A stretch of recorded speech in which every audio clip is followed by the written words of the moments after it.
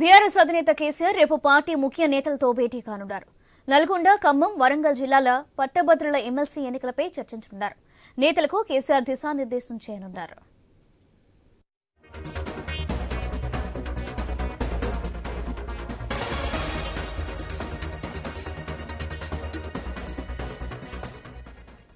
BRS అధినేత కేసీఆర్ రేపు party ముఖ్య నేతలతో భేటీ కానున్నారు. నల్గొండ, ఖమ్మం, వరంగల్ జిల్లాల పట్టభద్రుల ఎమ్మెల్సీ ఎన్నికలపై చర్చించనున్నారు. నేతలకు కేసీఆర్ దిశానిర్దేశం చేయనున్నారు.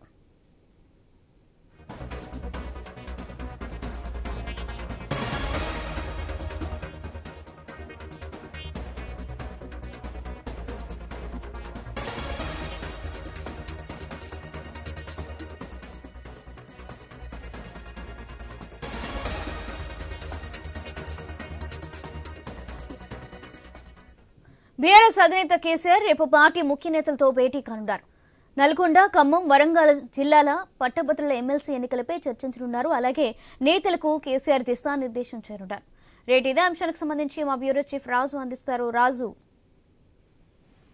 మొత్తానికి ఈ నెల 27న జరగబోయేటువంటి శాసన మండలి పట్టభద్రులకు సంబంధించిన ఉప ఎన్నిక షెడ్యూల్ ఈ నెల 27 తేదీన ఎన్నికలు జరగబోతున్న నేపథ్యంలో రేపటి నుంచి నామినేషన్స్ పర్వం ప్రారంభం కాబోతోంది. ఈ నెల 15 నుంచి.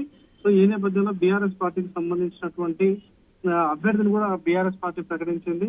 అయితే ఈ ఉప ఎన్నికకు సంబంధించి పల్లా రాజేశ్వర రెడ్డి గతంలో ఎమ్మెల్సీగా 3 జిల్లాలకు సంబంధించి వరంగల్, నల్గొండ, ఖమ్మం 3 జిల్లాల పట్టభద్రులకు సంబంధించినటువంటి నియోజకవర్గం నుంచి ఆయన గెలుపొందారు. ఆయన రాజీనామా చేసి జనగాం శాసనసభ్యుడిగా పోటీ చేసి అక్కడి నుంచి గెలిచిన నేపథ్యంలో ఇక్కడ ఉప ఎన్నిక అనివార్యమైంది.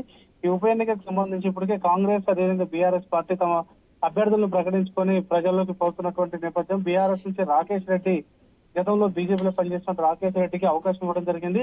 అయితే ఈ రాకేష్ రెడ్డి గెలుపు కోసం ప్రజల్లోకి వెళ్లేందుకు ఈ 3 జిల్లాలకు సంబంధించినటువంటి ముఖ్య నాయకులు, ప్రజాప్రతినిధులు, అదేవిధంగా ఎమ్మెల్యేలు ఉన్నటువంటి జడ్పీ చైర్మన్లు ఎవరైతే ఉన్నారో వాళ్ళందరినీ కూడా ఆహ్వానించారు. తెలంగాణ భవన్ లో ఉదయం 10 గంటల 30 నిమిషాలకి ప్రారంభమైనటువంటి ఈ సమావేశానికి బీఆర్ఎస్ పార్టీ అధినేత కేసీఆర్ తో పాటు వర్కింగ్ ప్రెసిడెంట్ కేటీఆర్, ముఖ్య నాయకులందరూ కూడా హాజరు కాబోతా ఉన్నారు.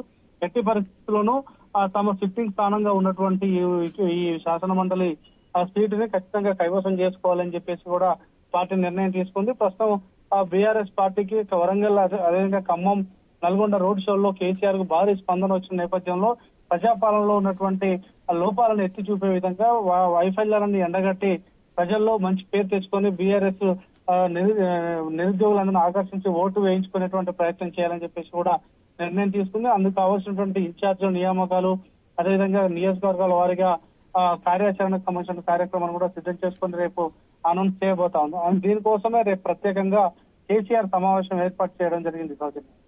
Right, thank you Raju.